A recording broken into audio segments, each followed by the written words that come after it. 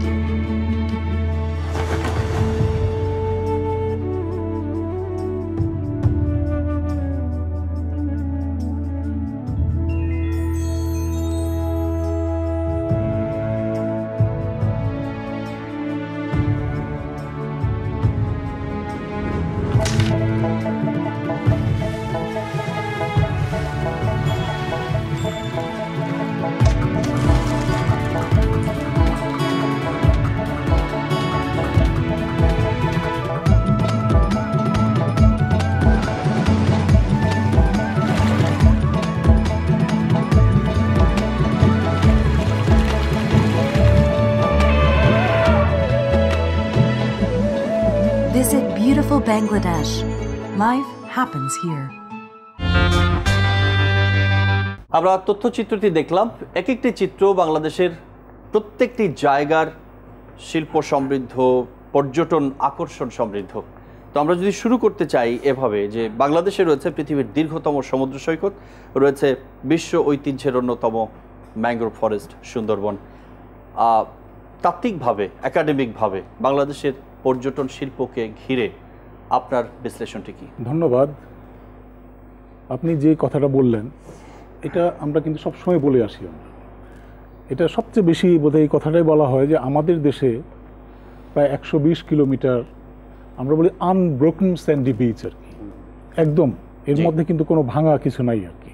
এটা আমাদের আছে একটি আপনার বিরাট পর্যটন একটা ট্রেজার আমাদের। এটা আনফর্চুনেটলি যেটা হলো যে এত একটা বড় বিশাল একটা আমাদের ট্রেজার আছে, কিন্তু এটাকে আমরা কাজে লাগাতে পারছি না। আমার ব্যক্তিগত একটা অভিজ্ঞতা থেকে বলি, আমি অস্ট্রেলিয়াতে গেছিলাম একটা ইউনিভার্সিটিতে, বাংলাদেশের এই ট্যুরিজম নিয়ে একটা প্রেজেন্টেশন দিচ্ছিলাম। তো সেখানে যখন বললাম যে we have 120 kilometres unbroken Sandy beach, এটা শুনে অস্ট্রেলিয়ার প্রফেসর একজন দাঁড়িয়ে বললেন যে তুমি কত বললা, হাউ মাচ ইউ টোল্ড? আমি বললাম যে 120 কিলোমিটার্স। উনি আমাকে বললেন যে তুমি কি আমার সাথে ঠাট্টা করছো নাকি? আমার শুনে বড় অবাক লাগলো যে এই যে এত বড় আমাদের সম্পদ আছে একটা, আমরা কিন্তু ঠিকমতো তুলে ধরতে পারছি না। আমাদের দেশে পর্যটন শিল্পের সাথে জড়িত এত সম্পদ আছে, আমার মনে হয় যে ছোট্ট একটা জায়গা, একটা সারা ওয়ার্ল্ডের যদি আমরা আয়তন ধরি, বাংলাদেশ কিন্তু মাত্র 0.02% দখল করে গেছে বাংলাদেশ। এই এতটুকু দেশে এত কিছু আছে, আমার মনে হয় পৃথিবীর অন্য কোথাও নাই। রাইট, এই জায়গা থেকে আমি তৌফিক রহমান আপনার কাছে আসি। বাংলাদেশ এক কথায় ট্যুরিজম মাইন। এই মাইন থেকে আমরা কি এক্সপ্লোর করতে পারছি? কারণ আপনি ট্যুর অপারেটার্স, আপনি ট্যুর পরিচালনা করেন, আপনার অভিজ্ঞতা অবশ্যই আমাদের যে কারো থেকে অনেক বেশি এবং ব্যবহারিক। আপনাকে ধন্যবাদ। যে কথাটা স্যার বলছিলেন আমি স্যারের সাথে একমত। মানে আমরা যদি ট্যুরিজমটাকে যদি প্রোডাক্ট হিসেবে বিবেচনা করি, এবং ট্যুরিজমটা কিন্তু আসলেই প্রোডাক্ট, আমাদেরটা আমরা বলি ইনট্যাঞ্জিবল প্রোডাক্ট, যেটা দেখা যায় না, ছোঁয়া যায় না, শুধু অনুভব করা যায়, তো সেই বিবেচনা আমরা যদি করি, এবং আমরা যদি আমাদের পার্শ্ববর্তী দেশগুলোকে যদি কম্পেয়ার করি, অ্যাপার্ট ফ্রম ইন্ডিয়া, কারণ ইন্ডিয়াকে আমি আসলে কখনোই বাংলাদেশের কম্পিটিটর ভাবি না, কারণ ইন্ডিয়া এক একটা স্টেট হচ্ছে এক একটা বাংলাদেশের মতো।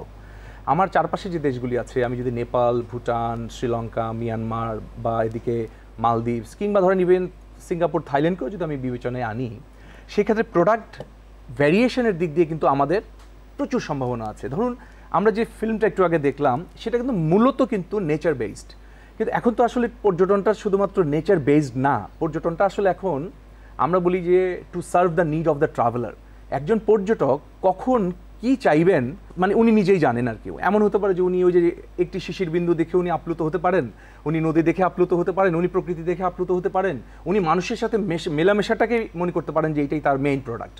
ফলে সেই বিবেচনায়, প্রোডাক্ট বিবেচনায় ধরেন আপনি যদি আমি ন্যাচারাল থিংয়ের যদি কথা বলি, ইভেন ধরেন আমরা যদি সুন্দরবনের কথা আপনি বললেন, ওয়াইল্ড লাইফের কথা আমরা যদি বলি, ফ্লোরা অ্যান্ড ফাউনার কথা আমরা যদি বলি, রিভারের কথা আমরা যদি বলি, বাংলাদেশকে একসময় বলা হতো 1000 নদীর দেশ। এখনও অফিসিয়ালি 250টা নদীর অস্তিত্বের কথা টের পাওয়া যায়, এবং পৃথিবীর দুটো বড় নদী, একটা ব্রহ্মপুত্র যেটা আমাদের যমুনা হয়েছে, একটা গ্যাঞ্জেস যেটা পদ্মা হয়েছে, এসে যখন মেঘনায় মিলল, মেঘলার এই অববাহিকাটাকে বলা হচ্ছে the third largest river in the world after Amazon and Congo. মানে পানির প্রবাহ দিক দিয়ে মেঘনা হচ্ছে সবচেয়ে তৃতীয় বৃহত্তম। ফলে এত কিছু থাকার পরেও যে জিনিসটা সমস্যাটা আমাদের এখন হচ্ছে, যেটা স্যারের সাথে আমি পুরোপুরি একমত, সেটা হচ্ছে আমরা আমাদের নিজেদেরকে না পজিশনিং করতে পারছি না। আমার ঢোল আমি ঘরে বসেই বাজাচ্ছি, ঘরে বসে বাজালে তো আসলে যাদের আমাদের সোর্স মার্কেট কিংবা যারা ট্যুরিস্ট জেনারেটিং কান্ট্রিজ, যদি আমি বিদেশিদের কথাও বলি, তারা তো শুনতে পাচ্ছে না। ফলে আমাদের, আমি বলবো যে মার্কেটিং, প্রমোশন, অবশ্যই এই জায়গা থেকে অবশ্যই আমি জামিউল আহমেদ আপনার কাছে, আমরা ট্যুরিজমটাকে মার্কেটিং করতে পারছি না। আপনি বাংলাদেশ ট্যুরিজম বোর্ডের একজন সদস্য, কেন পারছি না? ধন্যবাদ। আসলে আগে আমাদের দুই আলোচক কথা বললেন, আমি তাদের সাথে একমত পোষণ করেই বলছি, আমাদের সম্ভাবনা অপার, আর আমরা বিক্রি করি পর্যটকদের কাছে পণ্য। কি পণ্য, এটা নিয়ে আমাদের মধ্যে হয়তো মতভেদ থাকতে পারে। অর্থাৎ আমাদের পর্যটনের যে প্রকার যেটা, সেটাই পণ্য।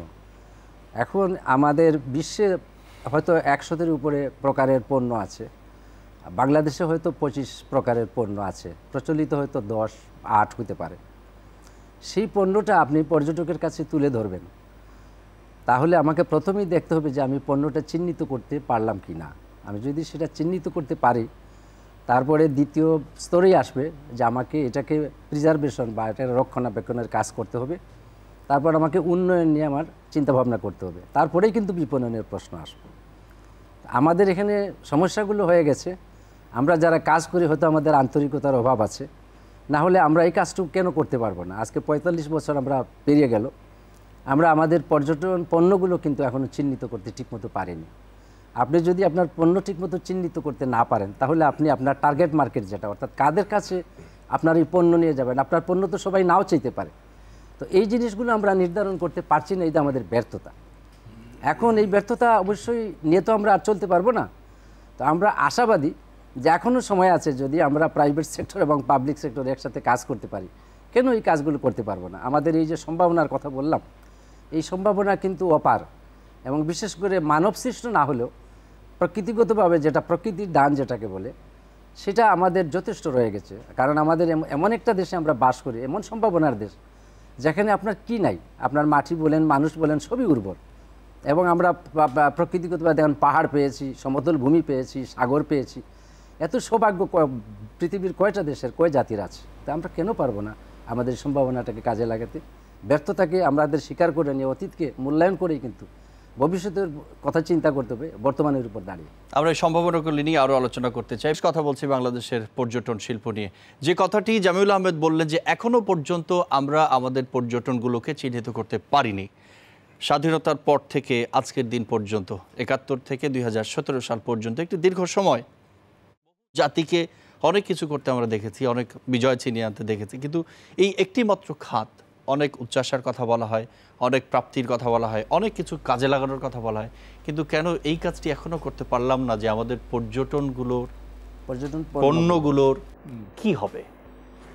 জামিল সাহেবের কথা ঠিক যে আমরা অনেক পণ্য কিন্তু এখনো চিহ্নিত করতে পারিনি আমরা, কিন্তু আবার এটাও ঠিক যে যেই পণ্যগুলো আছে আমাদের, যেমন আমি বলি ছোট্ট আমার একটা দেশ, এই দেশে পৃথিবীর সবচেয়ে বড় ম্যানগ্রোভ ফরেস্ট, এই দেশে পৃথিবীর সবচেয়ে বড় সমুদ্র সৈকত, এই দেশে আপনার বুদ্ধিস্ট যেটা আপনার পাহাড়পুরে যেটা আছে, আগে সেটা বলা হতো যে হিমালয়ের দক্ষিণে এটা ছিল সবচেয়ে বড়, কিন্তু এখন বলা হচ্ছে এটা বিশ্বের মধ্যে সবচেয়ে বড়।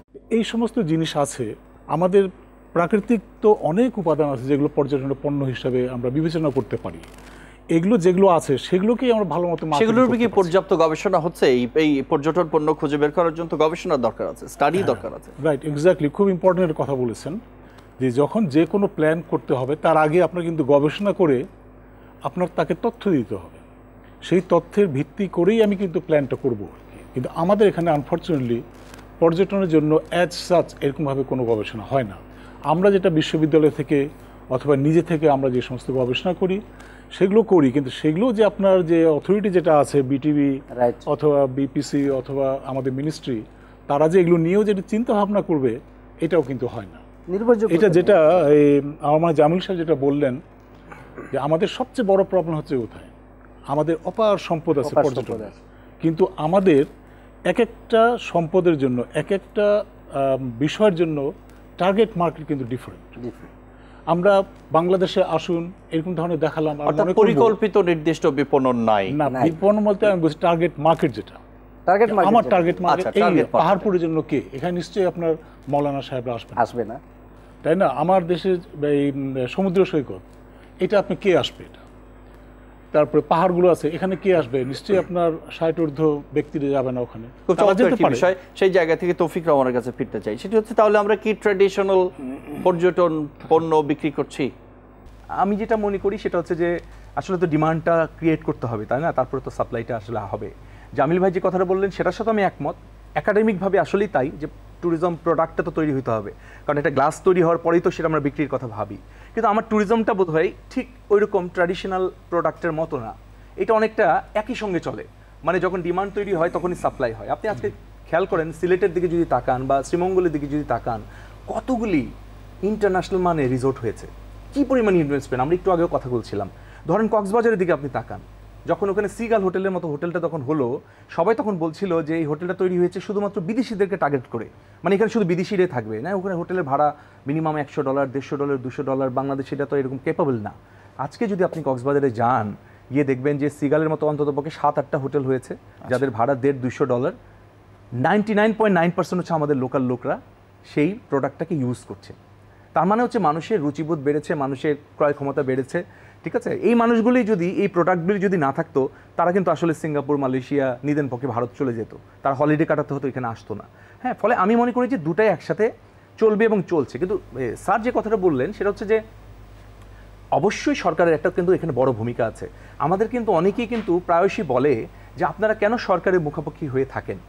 বিজিএমির উদাহরণ দেয় আমাদের কাছে, গার্মেন্টসের উদাহরণ আমাদেরকে দেয়, যে দেখেন ওরা কি করে নিজে নিজে কিন্তু দাঁড়িয়ে গেছে, আজকে এটা কত বড় একটা শিল্প, আপনারা কেন সরকারের মুখাপেক্ষি হয়ে থাকেন। আমরা কিছুতেই এই সমস্ত যারা বলে, এটা কিন্তু সরকারের উচ্চ পর্যায়ের অনেকেও বলে, তাদের বোঝাতে পারি না যে ট্যুরিজম হচ্ছে একমাত্র শিল্প, যে শিল্প পৃথিবীর কোনো দেশে সরকারের সরাসরি পৃষ্ঠপোষকতা ছাড়া বেড়ে ওঠে নাই। ধরেন আমি যদি আজকে সিকিউরিটির কথা বলি, আমি যদি আজকে ইনফ্রাস্ট্রাকচারের কথা বলি, আমি যদি সুপার স্ট্রাকচারের কথা বলি, আমি যদি ইউটিলিটিসের কথা বলি, আপনি সিলেটের ধরেন লালাখাল কিংবা রাতারগুল বা বিছানাকান্দি খুব ভালো একটা জায়গা হয়েছে, কিন্তু আপনি যদি ওখানে যদি সকাল বিকাল একবার যদি যান, আপনার কিন্তু দেখবেন যে কোমরের ব্যথা ট্যাথা হয়ে গেছে একদম পুরোপুরি। মানে ওখানে ইনফ্রাস্ট্রাকচার ঠিক নাই, রাস্তাঘাট ঠিক নাই, একটা টয়লেট নাই, একটা যদি মহিলা বা কেউ যদি যায় সেখানে গিয়ে থাকতে পারে না, একটা খাবারের জায়গার ব্যবস্থা নাই। তার মানে হলো ট্যুরিজম প্রোডাক্ট হিসেবে তৈরি হয়নি, কিন্তু মার্কেটিং এর কারণে এটা কিন্তু হাজার হাজার লোক যাওয়া কিন্তু এই সমস্যাগুলো এরই মধ্যে কিন্তু ধ্বংস জায়গাগুলোতে অনেকটাই ফাইন্ড আউট, শনাক্ত করা। তো এই সমস্যাগুলোকে অ্যাড্রেস করার জন্য আসলে কি করা হয়? কারণ সরকারের অধীনেই একটি বোর্ড, ট্যুরিজম বোর্ড, তারও তো পলিসি ইমপ্লিমেন্টেশনের বা অ্যাডভোকেসির দায়িত্ব আছে। কি করা হচ্ছে এই জায়গাগুলো? আসলে যেটা হচ্ছে যে আমরা একটা জিনিস ভুল করি, আমরা মনে করি পর্যটন মন্ত্রণালয় সব দিয়ে দিতে পারবে। প্রকৃত অর্থে পর্যটন মন্ত্রণালয়ের হাতে কোনো কিছুই নেই, সে সমন্বয়ের কাজ করে। ধরুন আপনি একটি জায়গার অবকাঠামোগত উন্নয়ন করবেন, এই জন্য তো সে অর্থ মন্ত্রণালয় থেকে অর্থ নিয়ে আসতে হবে, তাই না? আপনার অন্যান্য যে মন্ত্রণালয়গুলো সম্পৃক্ত ভূমি মন্ত্রণালয়, সমন্বয় ঢিমে তালে হচ্ছে, সমন্বয়ের অভাবটা হচ্ছে, এটা মানতে হবে। সমন্বয়ের অভাব না হলে উন্নয়ন কেন হচ্ছে না? আপনি আমার ধন্য তৌফিক একটু আগে যেটা বললেন সিলেট অঞ্চলের কথা, আমি নিজেই অঞ্চলের মানুষ হওয়ার পরেও আমি তাক লেগে গেছি। গত 2-3 দিন, গত 1 সপ্তাহ আমি বারবার এখানে গিয়েছি। একবার আন্তর্জাতিক সিলেট উৎসবে একটা প্রেজেন্টেশনের জন্য গিয়েছি, আবার গত 2 দিন আমি আরেকটা ট্রেনিং ইনস্টিটিউট উদ্বোধনের জন্য গিয়েছি। তারা যে এখানকার যে ইনভেস্টমেন্ট যেগুলো এত কোটি কোটি টাকা যে বাইরে থেকে তারা এসে, এই যে সমন্বয়ের অভাব, একজন ব্রাজিল থেকে আসছে, একজন ইউকে থেকে আসছে, তারা যে কোটি কোটি টাকা ইনভেস্ট করছে, কিন্তু তার সাথে যে একটা সমন্বয় করে আমার প্রোডাক্টিভ ডেভেলপমেন্টের জন্য। প্রোডাক্টটা কি? প্রোডাক্টটা হচ্ছে একজন পর্যটক বাইরে থেকে আসবেন, আসার পরে যে তার টার্গেট যেটা, সে কক্সবাজার আসলে কক্সবাজার দেখাটাই তো প্রোডাক্ট না, এখানকার অ্যাক্টিভিটিসগুলো হচ্ছে প্রোডাক্ট। কক্সবাজার কিন্তু কোনো প্রোডাক্ট না। এই যে অ্যাক্টিভিটিস, তাই অ্যাক্টিভিটিসের সাথে কিন্তু তার সার্ভিসগুলো এসে যাচ্ছে, তার সাথে ইদানিং কিন্তু তার স্যাটিসফ্যাকশন বা সন্তুষ্টি যেটা, সেটাকে তার সাথে নিয়ে যাওয়া হচ্ছে। কারণ সে যদি সন্তুষ্ট না হয়ে যায় তাহলে তো কিছুই কাজে আসবে না। আমরা ট্যুরিজম স্যাটেলাইট অ্যাকাউন্টটা আজ পর্যন্ত শুরু করতে পারি না, যেখান থেকে আমরা হিসাবটা পাবো। আপনি যে সেবাটা দেবেন, সেবার মান নিয়ন্ত্রণ করার জন্য, সেবার মান উন্নয়নের জন্য যে QTS, কোয়ালিটি ট্যুরিজম সার্ভিস, আমরা বহু বছর যাবৎ আমরা বেসরকারি খাত থেকে আমরা যারা এই শিল্পে মাঠে কাজ করি, আমরা চিৎকার করে যাচ্ছি, কিন্তু এই কাজগুলো হচ্ছে না। তা এইগুলো যদি না হয় তাহলে আপনি কি করে আপনি আপনার পণ্য নিয়ে আন্তর্জাতিক বাজারে যাবেন?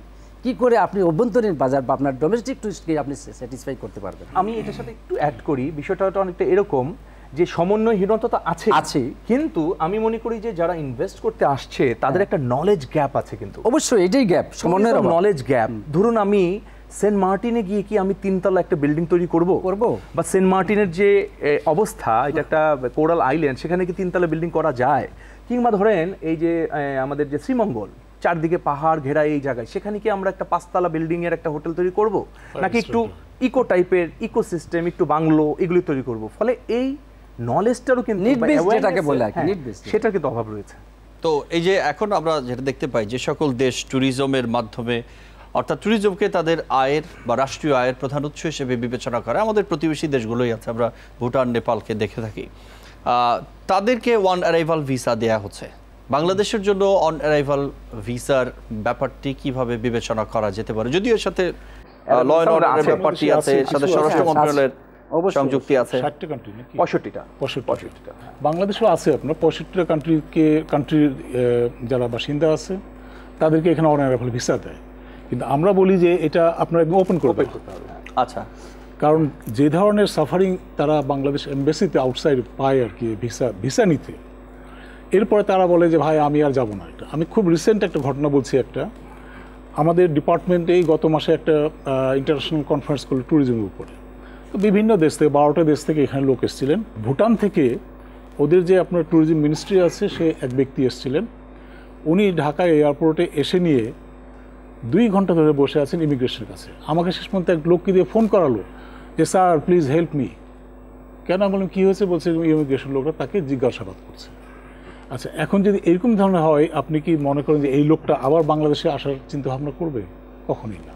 তো এগুলো অনেক কিছু ব্যাপার আছে, এগুলো একসঙ্গে আমাদেরকে, আমরা যেটা বলি যে আপনার এককভাবে দেখা, এটা আলাদা আলাদা করে দেখলে হবে না। আমাদের একটা স্টাডিতে আমরা দেখেছিলাম যে একটা দেশে পর্যটনের উন্নতির জন্য অন্ততপক্ষে 15টা মন্ত্রণালয়ের আপনার একযোগে কাজ করতে হবে। তার জন্য তো সমন্বয়ের একটা আলাদা মন্ত্রণালয় প্রয়োজন হয়ে পড়ে। তো এটা আরেকটা যেটা হচ্ছে আপনি খুব ইন্টারেস্টিং আপনার একটা ফাইন্ডিং, ইন্ডিয়াতে একটা হয়েছে আর কি। ইন্ডিয়া আমরা বলি যে ওয়ার্ল্ড উইদিন দি ওয়ার্ল্ড আর কি, এমন কিছু নাই যে ইন্ডিয়ায় নাই। তারপরেও কিন্তু ইন্ডিয়ায় পর্যটকের সংখ্যা খুব বেশি আসে না বিভিন্ন কারণে।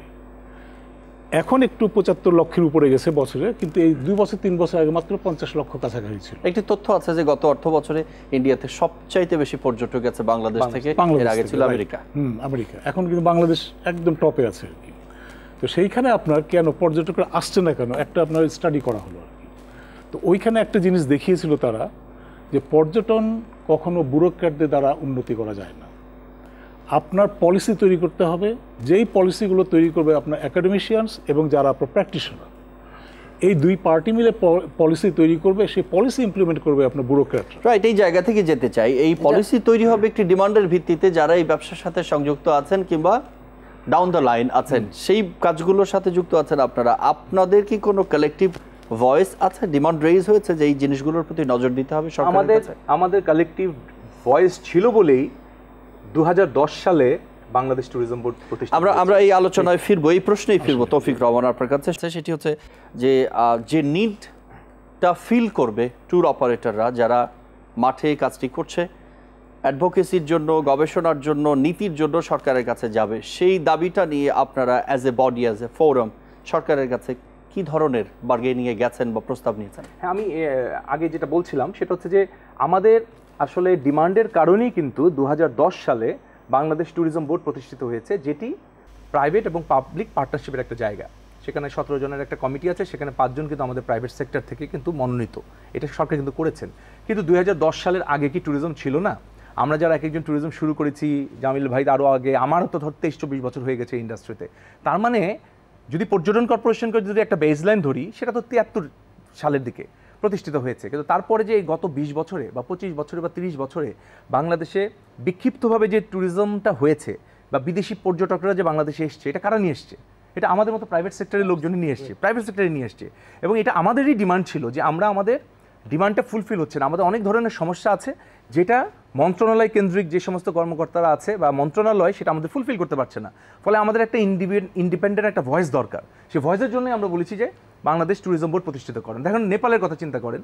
আমরা যদি নেপাল, আপনি যদি দারিদ্রতার দিকে হিসাব করেন বা জিওগ্রাফিকে হিসাব করেন, নেপাল কিন্তু আমাদের অনেক নিচে। অথচ নেপালে ট্যুরিজম বোর্ড প্রতিষ্ঠিত হয়েছে অন্ততপক্ষে 15 বছর আগে। হ্যাঁ, এখন নেপাল বুঝতে পারছে যে পর্যটন বা পর্যটকদের দ্বারা ওই দেশের একটা পরিবর্তন সম্ভব। পর্যটকের মাধ্যমে বিদেশি বৈদেশিক মুদ্রা অর্জন করা সম্ভব, একটা ইতিবাচক ভাবমূর্তি আনয়ন সম্ভব, পভার্টি এলিভেশন সম্ভব, তাই না? এখন আমার পার্শ্ববর্তী দেশ ভুটান, যেখানে রেস্ট্রিক্টেড ট্যুরিজম আছে, ভুটানে কিন্তু হঠাৎ চাইলেই কিন্তু যে কেউ যেতে পারে না। ওরা বছরে একটা সিদ্ধান্ত নেয়, এই বছর আমি 20,000 ভিসা দেবো সারা পৃথিবীতে, বিকজ তারা ম্যাস ট্যুরিজমটা চায় না। বা ধরেন আমি মিয়ানমারের কথা বলি, মিয়ানমারে ট্যুরিজম শুরু হয়েছে কতদিন থেকে? 3-4 বছর আগে হয়তো এটা ওপেন হয়েছে। গত বছর মিয়ানমারে ট্যুরিস্ট গেছে 5 মিলিয়ন, 50 লক্ষ। 2020 সালে মিয়ানমারের টার্গেট হচ্ছে 10 মিলিয়ন, 1 কোটি, যেটা ভারতেও হয় নাই। এখন মিয়ানমারের মতো একটা ছোট্ট দেশ 3 বছর আগে ট্যুরিজমটা বা দেশটাকে ওপেন করে যদি 10 মিলিয়ন টার্গেট করে, আমি কি 500,000 বা 1 মিলিয়ন টার্গেট করতে পারি না? এই বিকাশের পথে যেটি বলছিলেন আপনারা, বাংলাদেশের পর্যটন শিল্প বিকাশের প্রধান বাধা আমলাতান্ত্রিক জটিলতা। জামিল আহমেদ। জি, এটা স্বীকার করতেই হবে। একটা ব্যাপার দেখুন, আমরা যে পর্যটন বোর্ড নিয়ে কথা বলছি, আপনি যদি বিশ্বের পর্যটন বোর্ডগুলোকে বিবেচনায় নেন, হয়তো 35 বা 40টা দেশে পর্যটন বোর্ড এখন পর্যন্ত কাজ চালাচ্ছে। তাদের যদি কাঠামোটা দেখেন, এমনও পৃথিবীতে এমনও কোনো পর্যটন বোর্ড আছে যেখানে পর্যটন বোর্ডের পুরোটাই কিন্তু বেসরকারি খাতে আছে। কিন্তু আমাদের এমনই পুরা কপাল, দেখেন 17 জনের মধ্যে কিন্তু মাত্র আছেন 5 জন, তার মধ্যেও কিন্তু মাঠের মানুষ কিন্তু 3 জন। এই 5 জনের মধ্যে একজন নারী উদ্যোক্তা বা না, অর্থাৎ আমরা কি বলবো, নারীদের পক্ষ থেকে নেওয়া হচ্ছে, আরেকজন একাডেমিক, দ্যাট ইজ আমাদের একাডেমিক সাইড থেকে নেওয়া হচ্ছে। বোর্ডের সদস্য 5 জন, বোর্ডের সদস্য টোটাল সদস্য হচ্ছেন আপনার 17 জনের মধ্যে 5 জন, 17-এর মধ্যে আমরা 5-5-এর মধ্যে মাঠের মানুষ আমরা 3 জন। তো আমি একটা কাঠামোগতভাবে দেখাচ্ছি যে আমাদের এই যে ঘাটতিগুলো থেকে যাচ্ছে, এগুলো থেকে আমাদেরকে বেরিয়ে আসতে হবে। আমলাতান্ত্রিক জটিলতার কথা বলছেন, আজকে আমার নীতি নির্ধারণের জন্য যেখানে যারা মাঠে কাজ করি আমরা, তাদেরই কিন্তু এখানে নেতৃত্ব থাকার কথা, তাদেরই কিন্তু প্রাধান্য থাকার কথা। আমার নীতি নির্ধারক হচ্ছেন যিনি পর্যটন সম্পর্কে, তার ততকে আমি বলবো না যে ওনাদের কোনোই জ্ঞান নেই, বাট এই কথা তো ঠিক, যারা একাডেমিক আছেন, আজকে ডক্টর সৈয়দ রাশেদুল হাসানের মতো মানুষ বা আমরা হয়তো 40 বছর ধরে কাজ করি এখানে, আমরা কি কিছুই জানি না?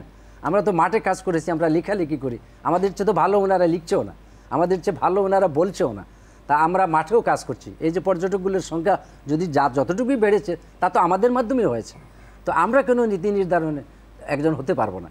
এটাকে যতদিন পর্যন্ত আমরা না মেনে নেব বা এই প্রাইভেট সেক্টরকে যতদিন পর্যন্ত আমরা গুরুত্ব দিতে না পারবো, ততদিন পর্যন্ত এই শিল্পের বিকাশের পথে একটা ভীষণ বাধা থেকে যাবে। তবে হ্যাঁ, আমরা যদি সবাই মিলে কাজ করি, আমাদের যে এই সম্ভাবনাটুকু আমরা কেন কাজে লাগাতে পারবো? অবশ্যই সকল ভালো কাজের সাথে মিডিয়া।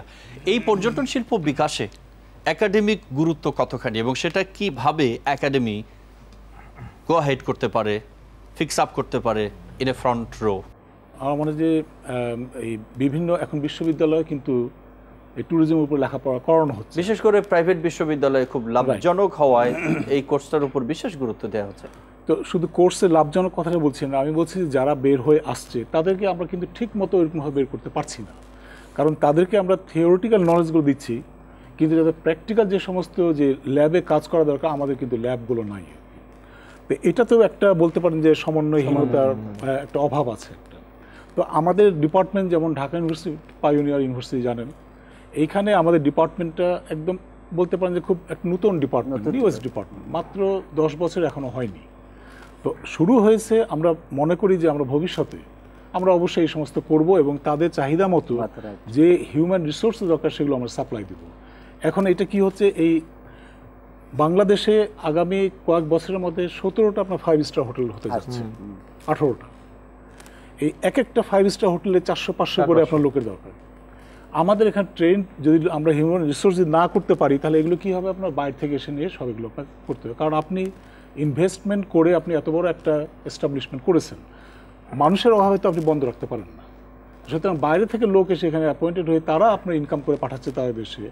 আমরা কিন্তু এদিক দেখেন অলরেডি শুরু হয়ে গেছে, ভারত এবং শ্রীলঙ্কা থেকে প্রচুর আসা শুরু হয়েছে। জেনারেল ম্যানেজার দেখবেন শ্রীলঙ্কার আছে, কেন আমাদের দেশের ছেলেরাও মেয়েরাও কিন্তু অনেক মেধাবী। আমি এতটুকু বলতে পারি যে আমরা যাই পড়ালেখা করিয়েছি তাদেরকে আপনার এখন বিভিন্ন 5 স্টার হোটেলে গেলে পরে কিন্তু ঢাকা ইউনিভার্সিটির মাস্টার ডিগ্রি MBA পাস করা ছেলে মেয়েরা আছে, দেখবেন কাজ করছে আর কি। তো এটা তো কেবল শুরু। আমি সবসময় আমি আশাবাদী লোক, আমি মনে করি যে আর 10 বছর পরে আপনি একটা চেঞ্জ হয়তো লক্ষ্য করা যাবে। তবে আবার আপনি বলবেন কি এই শিল্প বিকাশের পথে, আপনি বললেন 2 দশক ধরে আপনি এর সাথে আছেন, মূল চ্যালেঞ্জগুলো কি কি মনে হয় ইন দ্য ফিল্ড লেভেল? বাংলাদেশের মতো একটা 16 কোটির দেশে তো আসলে ট্যুরিজম প্রায়োরিটি হতে পারে না, এটাও কিন্তু সত্যি কথা না। আমাদের খাদ্য প্রায়োরিটি, আমাদের শিক্ষা প্রায়োরিটি, আমাদের নিরাপত্তা প্রায়োরিটি, স্বাস্থ্য প্রায়োরিটি, অনেক কিছু প্রায়োরিটি আছে। কিন্তু সমস্যাটা হলো যে আমরা যখন আমার আশেপাশের দেশগুলির দিকে তাকাই, মানে এটা কিন্তু একটা রিলে রেস হচ্ছে, কিন্তু একটা দৌড় প্রতিযোগিতা চলছে। Bangladesh is running, Bhutan is running, Nepal is running, India is running, হ্যাঁ, মিয়ানমার ইজ রানিং, সবাই কিন্তু দৌড়চ্ছে। এই দৌড় প্রতিযোগিতার বিবেচনায় সার্কের দেশগুলির মধ্যে ভুটান এবং আফগানিস্তান বাদ দিলে 8টা দেশের মধ্যে কিন্তু আমরা কিন্তু 6th, তার মানে আমরা কিন্তু সবচেয়ে পিছনে আছি। এটার পেছনে এক ধরনের আমি বলবো যে যেটা একটু আগে প্রশ্ন করেছিলেন, আমরা তাদের জটিলতা বা এক ধরনের বিষয় আছেই, যার জন্য দেখেন আমরা কিন্তু 2-3 বছর আগে থেকে একটা কথা বলছিলাম, সেই জন্য কিন্তু আমাদেরকে প্রচুর সমালোচনা সহ্য করতে হয়েছে। কিন্তু আমি আজকে আপনার অনুষ্ঠানের মাধ্যমে আমি পুনর্ব্যক্ত করতে চাই, আমরা বলেছিলাম পর্যটন মন্ত্রণালয়কে প্রধানমন্ত্রীর দফতরে ন্যস্ত করতে হবে। অনেকে হেসেছিলেন যে প্রধানমন্ত্রী দফতরে আর কোনো কাজ নাই, পর্যটনকে এখানে নিতে হবে। যে কথাটা জামিল ভাই বললেন, ট্যুরিজম হচ্ছে একমাত্র ইন্ডাস্ট্রি যেটা স্যারও বললেন 14-15টা আমার আরও অনেকগুলি ইন্ডাস্ট্রি বা মিনি স্টেটের সাথে যুক্ত। আমি দুটো এক্সাম্পল দিই আপনাকে। আমি ঢাকার থেকে কিছু পর্যটকদেরকে নিয়ে আমি পাহাড়পুরে মিউজিয়াম দেখাতে নিয়ে যাব বা পাহাড়পুর দেখাতে নিয়ে যাব। পাহাড়পুর সংস্কৃতি মন্ত্রণালয়ের অন্তর্ভুক্ত, এখানে পর্যটন মন্ত্রণালয়ের কোনো স্টেক নাই। আমি কিছু পর্যটকদের নিয়ে সুন্দরবন বেড়াতে নিয়ে যাব। সুন্দরবন হচ্ছে বন ও পরিবেশ মন্ত্রণালয়ের অন্তর্ভুক্ত, এখানে পর্যটন মন্ত্রণালয়ের কোনো স্টেক নাই। বন ও পরিবেশ মন্ত্রণালয় যদি বলে যে এই পর্যটকদের আমরা ঢুকতে দেবো না, পর্যটন মন্ত্রণালয়ের কোনো মানে নাই, ক্ষমতা নাই যে সেখানে ঢোকার জন্য। অথচ দেখেন যে আজকে যদি এই মন্ত্রণালয়টা যদি প্রধানমন্ত্রী দপ্তরে ন্যস্ত হতো, আমি এক্সাম্পল দিই মালয়েশিয়াতে যখন মাহাথির মোহাম্মদ যখন প্রেসিডেন্ট ছিলেন, উনি নিজ হাতে ওনার দপ্তরে পর্যটন মন্ত্রণালয়টাকে উনি কন্ট্রোল করত। পর্যটনে সমৃদ্ধ সমস্ত দেশগুলির ক্ষেত্রে এই ঘটনা ঘটেছে। ক্রিকেট, ট্যুরিজম এবং পর্যটনের আন্তর্জাতিক পণ্য, এই আলোচনাগুলো নিয়ে আমরা আবার ফিরবো, এই প্রশ্নগুলো নিয়ে আলোচনা করব। আরআরএম গ্রুপ বিজনেস বাংলাদেশে কথা বলছি। বাংলাদেশের পর্যটন শিল্পের নানা দিকের সমস্যা, সম্ভাবনা, উত্তরণের উপায় এবং যে ভবিষ্যৎ, এই ভবিষ্যৎকে সামনে রেখে যেভাবে এগিয়ে যাওয়া দরকার বাংলাদেশের, সেই বিষয়গুলোর দিকে কথা বলছেন একজন একাডেমিশিয়ান, একজন ট্যুর অপারেটর এবং এই পর্যটন শিল্পকে যে নিয়ন্ত্রণ করছে প্রত্যক্ষভাবে সেই ট্যুরিজম বোর্ডের একজন মাননীয় সদস্য। তো আমরা আলোচনায় ছিলাম বিরতিতে যাওয়ার আগে যে আন্তর্জাতিক পর্যটন পণ্য তৈরি করার ক্ষেত্রে আলোচনায় স্পষ্ট হয়েছে যে সরকারের সহায়তা অবশ্যই দরকার, সবগুলো মন্ত্রণালয়ের সমন্বয়ে, বিশেষ করে প্রধানমন্ত্রীর দপ্তরের একটা নির্দেশনা। আমি বলবো যে সুনজর দরকার। এটা ব্যাপারটা হচ্ছে কি, আপনাদেরকে মনে রাখতে হবে, আমরা একটা গবেষণায় কাছ থেকে দেখেছি পৃথিবীর কোনো দেশেই পর্যটনের উন্নয়ন হয় নাই যে দেশে ওই দেশের সরকার প্রধানের সরাসরি পৃষ্ঠপোষকতা। কিন্তু প্রধানমন্ত্রী তো পর্যটন শিল্প নিয়ে খুবই আন্তরিক। প্রধানমন্ত্রী তার আন্তরিকতা থেকেই কিন্তু আমাদের এই পর্যটন বর্ষের জন্য একটা থুক বরাদ্দ দিয়েছিলেন 200 কোটি টাকার। অত্যন্ত দুঃখের বিষয়, সেই টাকাটা কিন্তু আমরা ছাড় করে এনে আমরা কাজে লাগাতে পারি নাই। তো প্রধানমন্ত্রী কিন্তু শুধু চাইলেই হবে না, এই যে বললাম সরাসরি পৃষ্ঠপোষকতা অথবা নেতৃত্ব যদি না থাকে, তৌফিক যেটা একটু আগে বললেন, এই 16টা মন্ত্রণালয়কে তো আমার মন্ত্রী সমন্বয় করতে পারবেন না। তাকে সমন্বয় কে করতে পারবেন? শুধুমাত্র প্রধানমন্ত্রী করতে পারবেন। আজকে যদি প্রধানমন্ত্রীর নেতৃত্বে থাকে এবং উনি যদি বলেন ভূমি মন্ত্রণালয়ে তুমি ভূমি দাও, অর্থ মন্ত্রণালয়ে তুমি টাকা দাও, যে মন্ত্রণালয়কে যা বলা হবে সেই মন্ত্রণালয়ের মন্ত্রী মহোদয় সেই কাজটুকু করবেন এবং কাজটা খুব সহজ হয়ে যাবে। এই জন্যই বললাম পৃথিবীর কোনো দেশেই কিন্তু আপনি আমাদের আশেপাশে মাহাথির মোহাম্মদ বলেন আর যাই বলেন, তারা যে পর্যটনকে যে তাদের দেশে বিকশিত করতে পেরেছে, তারা নেতৃত্ব দিয়েছে, পৃষ্ঠপোষকতা সরাসরি দিয়েছে, সেই কাজটুকু আমাদের করা দরকার। তৌফিক যেটা বলেছেন, অবশ্যই এটার একটা পৃথক মন্ত্রণালয় শক্তিশালী হওয়া দরকার। কারণ আমার মন্ত্রণালয়ের সবচেয়ে বড় অসুবিধাটা হচ্ছে যে আমাদের এখানে হবে কি, পর্যটন মন্ত্রণালয় এখন হচ্ছে সবচেয়ে বড় মন্ত্রণালয়, তার সাথে হয়তো আপনি অন্য কিছু আসতে পারে, কিন্তু আমাদের যে মন্ত্রণালয়টা হচ্ছে সেখানে কিন্তু আমরা কি বলেছি, বেসামরিক বিমান পরিবহন। অথচ বেসামরিক বিমান হচ্ছে একটা ক্ষুদ্র অংশ পর্যটনের, অর্থাৎ আমার নামটাতেই ভুল, মন্ত্রণালয়টাতেও ভুল। সেই বিমানের যত যন্ত্রণা, এটার চাপে পড়ে আমার পর্যটন মন্ত্রণালয় কেউ কাজ করতে পারছে না। অর্থাৎ বোর্ডের সদস্য হিসেবে আপনি মনে করেন যে এর একটা পৃথকীকরণ? না, আমি এটা বলছি, আমি এটা দাবি অলরেডি, আমি সদস্য হওয়ার আগেই কিন্তু আমি সেই দাবিগুলো উত্থাপন করেছি। এখন হয়তো চেষ্টা করবো সবাইকে নিয়ে। এখানে একটা জটিল বিপণন প্রক্রিয়া, এটা এত সহজ না যে আমি মুখ দিয়ে বললেই কিছু, আমি এই যে ছবি দেখালাম বা কিছু আমি প্রচারপত্র বিলি করলাম, কয়েকটা আমি কি যে বলে আমি ইন্টারন্যাশনাল ফেয়ারে গেলাম, তাতেই কিন্তু যথেষ্ট নয়। এই জন্য গবেষণা কাজের দরকার আছে। যথার্থই বলেছেন ডক্টর সৈয়দ রাশেদুল হাসান সাহেব, আমার দেশে কিন্তু এখন পর্যন্ত কিন্তু কোনো গবেষণা কাজ হচ্ছে না। আমাদের কিন্তু কিছু কোনো ন্যাশনাল ট্যুরিজম তথ্য ভাণ্ডার যেটাকে বলে, অর্থাৎ জাতীয় পর্যটন তথ্য ভাণ্ডার, যেখান থেকে আপনি সব তথ্যগুলো পাবেন। তথ্য উপাত্ত না পেলে আপনি তো গবেষণা করতে পারবেন না। তো গবেষণা কাজ করবেন এবং গবেষণা কাজ করে যারা গবেষক তারাই বলবেন যে আমাদের জন্য কি করতে হবে। আমরা তো কিন্তু পলিসি ইমপ্লিমেন্টেশনও তো হচ্ছে না। পলিসি ইমপ্লিমেন্টেশন পলিসি আছে, এটা হলে লেখা আছে, এগুলো লেখা আছে, কিন্তু লেখা থাকলে তো হবে না, এটাকে আপনি বাস্তবে প্রয়োগ করতে হবে। না, আমরা অধ্যাপক সৈয়দ হাসান, আমরা দেখেছি যে ইউরোপ আমেরিকার, আমরা যারা পৃথিবীর বিভিন্ন দেশ ঘুরি, সেখানে দেখেছি বড় বড় বাস স্টেশন, রেল স্টেশনগুলোতে সরকারি অভ্যর্থনা কেন্দ্রই আছে পর্যটন মন্ত্রণালয়ের, যেখানে আপনি বাসে, ট্রেনে বা যে পথেই যাবেন না কেন সেখানকার ব্রোশিওর, লিফলেট, এমনকি পরিবহন ব্যবস্থা সম্পর্কে ধারণা দেওয়া হয়। কেন হচ্ছে না আমাদের? সরকারের যদি একটা বিশেষ দৃষ্টি না থাকে, সরকার যদি আপনার ইনোভেটিভ না হয়, কি করতে হবে? আমরা কিন্তু সবসময় বলছি এগুলো করা যেতে পারে, তাহলে পর্যটন উন্নতি হবে, কিন্তু আমাদেরকেও তারা ওইরকমভাবে ঠিক গণ্য করছে না আর কি। তো সেই জন্য আমি প্রথমেই বলেছিলাম যে আসলে পর্যটন, এই ব্যুরোক্রেসি দ্বারা পর্যটনের উন্নতি করা যায় না। তারা থাকবে, আমরা বলে দিব যে এই জিনিসগুলো করা দরকার, তারা হয়তো সেটা হয়তো বিবেচনা করবে, ফাইলের কাজগুলো করবেন। রাইট, যে এটা এখানে এই করা, আপনি যে কথাটা বললেন ট্রেন স্টেশনে অন্যান্য জায়গায় ওই জেলার বা বাংলাদেশের আপনার সব বই থাকবে, যে যাবে গিয়ে একটা নিল পড়লো আর কি, তাই না? তো এইগুলো কাজগুলোই আমাদের সবচেয়ে, আমার মনে হয় যে অসুবিধার মধ্যে আমরা আছি। আমরা একটু প্রসপেক্টের দিকে যেতে চাই। বিদ্যমান যে সম্পদ আছে তার উপর থেকে খুব কম সময় আছে আমাদের। একটি তথ্য বলছে 30 টন বর্জ্য উৎপাদন হয় কক্সবাজার শহর এলাকায়, অর্থাৎ এখানে তেমন কোনো বিনিয়োগের প্রয়োজন আছে বলে মনে করার কোনো কারণ নেই। এই যে পরিষ্কার পরিচ্ছন্নতা, তার সাথে নিরাপত্তার কথাটি এসছে, তো এগুলোর জন্য তো সামান্য উদ্যোগী হলেই হওয়া যেতে পারে। আপনারা কি কখনো এটা রেজ করছেন না? বাংলাদেশে কিন্তু এই প্রথমবারের মতো আমরা একটা বড় ধরনের একটা কাজ করেছি, পত্রপত্রিকা এসছে, একটা ইন্টারন্যাশনাল ক্রুজ শিপকে for the first time in Bangladesh history আমরা কিন্তু বাংলাদেশে নিয়ে এসেছি। 17টা দেশের 162 জন লোক 6 দিন বাংলাদেশের সুন্দরবনে অন্যান্য জায়গায় ঘুরে বেরিয়েছে, এবং এটার জন্যে সরকারি তরফ থেকে যে পরিমাণ সহযোগিতা পাওয়া দরকার আমি এর চেয়ে অনেক বেশি পেয়েছি।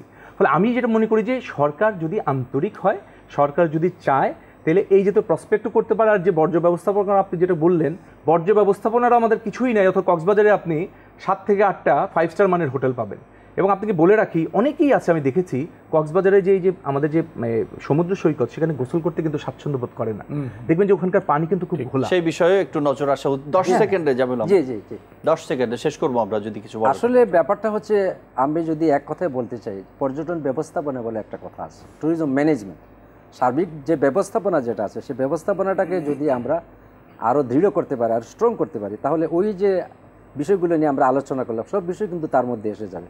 আর যে বর্জ্য ব্যবস্থাপনা বলেন আর যাই বলেন, তো সব কিন্তু এই সমন্বয়ের জন্য এই একটা ভালো ব্যবস্থাপনা আমাদের দরকার। আমরা আশা করব যে এখনও সময় আছে। আমি বারবার বলছি, আমাদের সরকারি এবং বেসরকারি খাত যদি আমরা একসাথে কাজ করতে পারি, যারা আমাদের একাডেমিক আছেন তারাও যদি আমাদের সবাইকে আমরা সমন্বয় করে করতে পারি, বর্জ্য ব্যবস্থাপনা কেন আরো অনেক বড় বড় সমস্যা আছে আমরা সমাধান করতে পারি। একটি সমন্বিত, সংগঠিত, পরিকল্পিত উদ্যোগ দরকার। অধ্যাপক সৈয়দ রাশেদুল হাসান, তৌফিক রহমান, জামিউল আহমেদ, অনেক ধন্যবাদ। প্রিয় দর্শক, বাংলাদেশকে আগামী 2021 সাল নাগাদ মধ্যমায়ের দেশে পরিণত করতে হলে এই শিল্পকে গুরুত্ব সহকারে বিবেচনা করা জরুরি।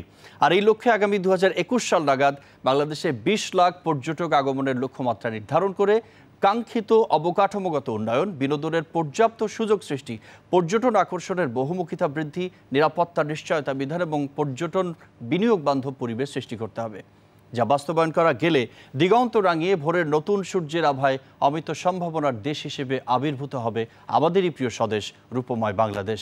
আজ এ পর্যন্তই। আগামী পর্বে ভিন্ন কোনো প্রসঙ্গ নিয়ে অন্যান্য অতিথিদের সাথে দেখা হবে বৈশাখীর পর্দায়। ভালো থাকুন সবাই, সুস্থ থাকুন।